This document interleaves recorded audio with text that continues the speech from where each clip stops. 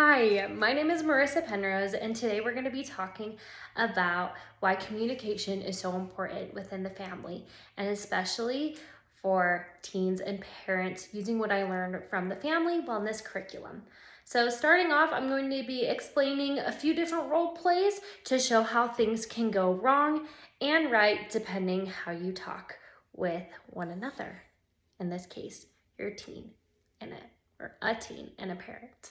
So, an example of poor communication is, let's say a teen comes home and says, I is asked to do the chores and says, I feel like I'm always doing everything around here and no one ever helps me. And the parent says, really? You do everything around here? You barely do anything. So this leads to contentious feelings and feeling very defensive and hurt. So in that situation, nothing is getting resolved. But an example of good, healthy communication is when the teen comes home and says, I'm kind of feeling overwhelmed today. I cleaned a lot and I just feel like I need some help from the other siblings. Or if there are no siblings, I just need help. And the parent can respond in a way that says, thank you for telling me. I did not realize how much you were doing. So let's talk about it and we can divide up the chores more evenly or space them out. So it is ultimately the same decision, but the way you talk to one another changes everything. Instead of going into a fight, you're compromising with one another. So why communication is so important like this within families is, first, it helps us feel connected to one another. When we talk and listen to one another, we feel close. It builds trust and it makes us feel supported. Even in simple things like checking in with one another at the end of the day or asking how someone is feeling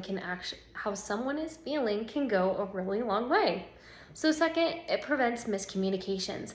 A lot of arguments happen because of miscommunication, because people are assuming things instead of taking the time to listen and hear what the other person has to say because they are talking over them. So things can get really confusing really fast, but having clear communication, you can stay on the same page. And the last, it makes problem solving easier, whether it is chores, rules, responsibilities, screen time, family plans, or dinner plans. Talk things through, and it helps everyone feel included and heard so you can continue to work as a team. So a few basic communication tips that can help with all of this is active listening. And this means really paying attention to someone when they're speaking. You're making eye contact with them. You're putting away distractions like your phone or doing the dishes or cooking. And it's nodding your head and saying things like, I hear you, or that makes sense. Another thing is using I statements. Instead of using blame and accusation, like you never listen to me. It's like them saying, I feel overwhelmed. And so this, in a way, helps avoid arguments and it keeps the other person from getting defensive.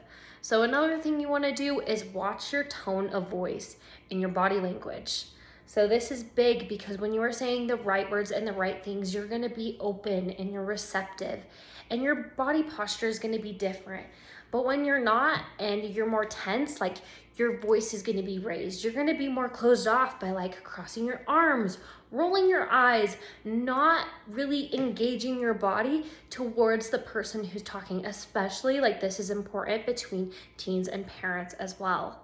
So you want to be level-headed and calm throughout this. And another thing you can do is just clarify what you hear. So you can listen to them, hear what they have to say, and then repeat it back to them to know that, or repeat back to them what they've said so you know that you've understood. Another thing that you can do at home is a weekly or daily check-in that could last like 5 or 10 minutes where the parent and the child can come together and you can check in and be like, hey, how are you? How are you doing? Is there anything you need from me? Or like, was there anything good that happened today? Or do you need anything from me right now?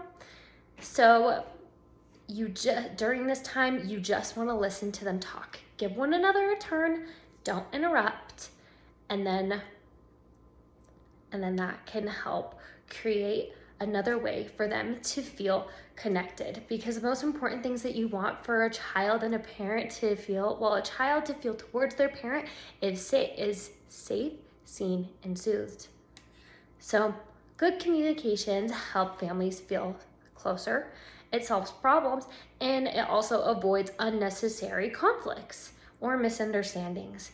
So when we listen and we speak clearly and we talk to one another with respect, we create a safe environment that is safe for everyone. And this is especially important for teens to do, or with parents to do with their teens. Thank you.